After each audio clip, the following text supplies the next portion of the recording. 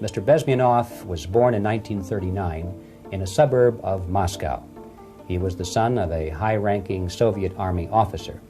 He was educated in the elite schools inside the Soviet Union and became an expert in Indian culture and Indian languages. He had an outstanding career with Novosti, which was and still is, I should say, the press arm or the press agency of the Soviet Union. It turns out that this is also a front for the KGB. He escaped to the West in 1970 after becoming totally disgusted with the Soviet system, and he did this at great risk to his life. He certainly is one of the world's outstanding experts on the subject of Soviet propaganda and disinformation and active measures. Well, you spoke several times before about ideological subversion. That is a phrase that I'm afraid some Americans don't fully understand. When the Soviets use the phrase ideological subversion, what do they mean by it? Ideological subversion is the slow process which we call either ideological subversion or active measures, активные мероприятия in the language of the KGB, or psychological warfare. What it basically means is to change the perception of reality of every American to such an extent that despite of the abundance of information, no one is able to come to sensible conclusions in the interests of defending themselves, their families, their community, and their country. It's a great brainwashing process which goes very slow, and it's divided in 4 basic stages. The first one being demoralization. It takes from 15 to 20 years to demoralize a nation. Why that many years? Because this is the minimum number of years which requires to educate one generation of students in the country of your enemy, exposed to the ideology of the enemy. In other words, Marxism-Leninism ideology is being pumped into the soft heads of at least 3 generations of American students without being challenged or counterbalanced by the basic values of Americanism, American patriotism. The demoralization process in the United States is basically completed already. For the last 25 years, actually it's overfulfilled, because demoralization now reaches such areas where previously not even Comrade Andropov and all his experts would even dream of such a tremendous success. Most of it is done by Americans to Americans, thanks to lack of moral standards. As I mentioned before, exposure to true information does not matter anymore. A person who was demoralized is unable to assess true information. The facts tell nothing to him. Even if I shower him with information, with authentic proof, with documents, with pictures, even if I take him by force to the Soviet Union and show him concentration camp, he will refuse to believe it until he is going to receive a kick in his fat bottom. When a military boot crashes his balls, then he will understand, but not before that. That's the tragic of the situation of demoralization. The next stage is destabilization. This time, subverter does not care about your ideas and the patterns of your consumption. Whether you eat junk food and get fat and flabby, it doesn't matter anymore. This time, and it takes only from 2 to 5 years to destabilize a nation. What matters is essentials: economy, foreign relations, defense systems. And you can see it quite clearly that in some areas, in such sensitive areas as defense and economy, the influence of Marxist-Leninist ideas in the United States is absolutely fantastic. I could never believe it 14 years ago when I landed in this part of the world that the process will go that fast. The next stage, of course, is crisis. It may take only up to 6 weeks to bring a country to the verge of crisis. You can see it in Central America now. And after crisis, with a violent change of power, structure, and economy, you have so-called the period of normalization. It may last indefinitely. Normalization is a cynical expression borrowed from Soviet propaganda.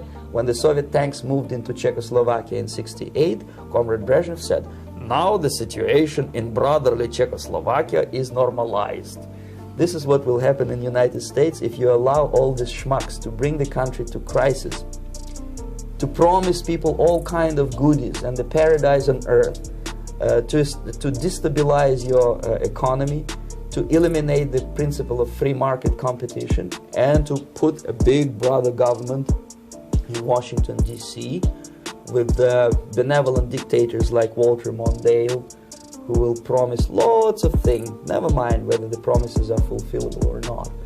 Your leftists in United States, all these professors and all these beautiful civil rights defenders, they are instrumental in the process of the subversion only to destabilize the nation. When their job is completed, they are not needed anymore. They know too much. Some of them, when they get disillusioned, when they see that Marxist-Leninists come to power, obviously they get offended. They think that they will come to power. That will never happen, of course. They will be lined up against the wall and shot. But they may turn into the most bitter enemies of Marxist-Leninists when they come to power. And that's what happened in Nicaragua. You remember most of these former Marxist-Leninists were either put to prison or one of them split, and now he's working against Sandinistas. It happened in Grenada when Maurice Bishop was already a Marxist. He was executed by a new Marxist who was more Marxist than this Marxist. Same happened in Afghanistan when first there was Taraki, he was killed by Amin, then Amin was killed by Babrak Karmal with the help of KGB. Same happened in Bangladesh when Mujibur Rahman, very pro-Soviet leftist, was assassinated by his own Marxist-Leninist military comrades. It's the same pattern everywhere. The time bomb is ticking, but every second. So going a step further, just check out what's happening in Rochester, New York recently.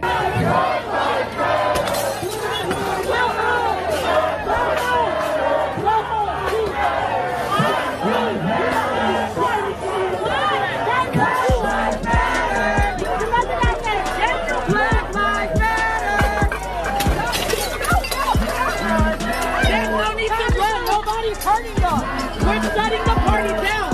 Nobody's gonna touch you. We're shutting your party down. Calm down. Calm down.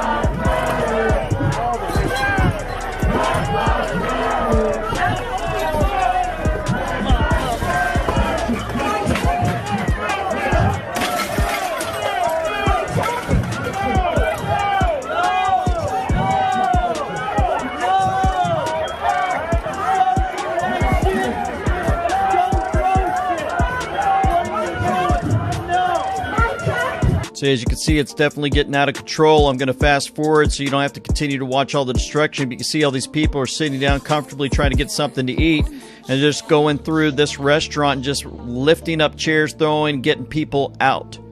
They're kicking them out as they're trying to enjoy their dinner. And it continues to move forward on this one video. This is just a few minutes, folks. Imagine what was going on all night long happening in and across Rochester, New York. These are not protesters, as you will see on Twitter, trying to say they're protests. These are riots, and these are sick vandals that are taking over all these big cities across our country. So, going a step further, Indy Spanglish said, so a white guy shoots and kills a black cop, father of 3. And there isn't a word from Black Lives Matter, the NBA, NFL, NHL, and Major League Baseball. But if a cop kills a black career criminal or sex offender, they want to burn the city down.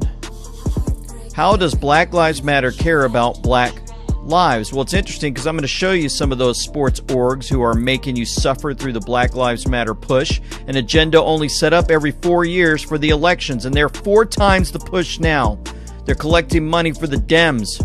We know now when you go to their site and you click on it, it goes to Act Blue and it goes straight to the Democrat Party. They're using it to collect money. So what does the president have to say about these type of domestic terrorists? Biden's plan is to appease the domestic terrorists, and my plan is to arrest them and prosecute them. Look at the support for the president when he brings that up. They thought they were going to get rid of these rallies, but he's flying in and he's making it happen, and folks are celebrating. What did our president Ronald Reagan have to say about rioters? Thanks to Mark Levin. To negotiate many times. Negotiate? What is to negotiate? What is... Well, university is a public institution. That's right. But the university... For all of its own community and for the community of Berkeley that live around it. All of it began the first time some of you who know better and are old enough to know better let young people think that they had the right to choose the laws they would obey as long as they were doing it in the name of social protest. I'm sick and tired of the argument about whether some effort to enforce law and order is going to escalate anything at all. Plain truth of the matter is this has to stop, and it has to stop like the day before yesterday. And it's going to be stopped whatever it takes. I was picketed a few days ago in California by some youngsters that had signs that said, "Make love, not war." Trouble is, they didn't look like they were capable of doing either. President, I grew up with him in my teenage years and enjoyed watching him especially give speeches from the Oval Office. Truly inspiring. And they're not only coming at us from that end. I'm just going to share with you that the Executive Office of the President, Office of Management and Budget, Russell Vought, put out a memorandum for the heads of the executive departments and agencies. He noticed that they're up to no good. They're teaching infiltration, invasion. They're showing all of the folks that work for the government, they're trying to teach them anti-American propaganda. That's right. So reading this letter, for example, according to press reports, employees across the executive branch have been required to attend trainings where they are told that virtually all white people contribute to racism, or where they are required to say that they benefit from racism. That's quoted. Quote, benefit from racism. According to press reports, in some cases, these trainings have further claimed that there is racism embedded in the belief that America is the land of opportunity, or the belief that the most qualified person should receive a job.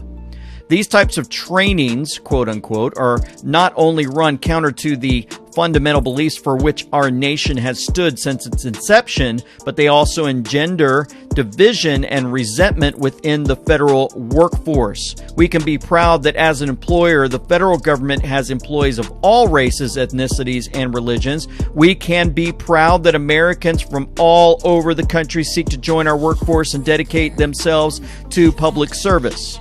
We can be proud of our continued efforts to welcome all individuals who seek to serve their fellow Americans as federal employees. However, we cannot accept our employees receiving training that seeks to undercut our core values as Americans and drive division within our workforce. The President has directed me to ensure the federal agencies cease and desist from using taxpayer dollars to fund these divisive, un-American propaganda training sessions. Accordingly, to that end, the Office of Management and Budget will shortly issue more detailed guidance on implementing the President's directive.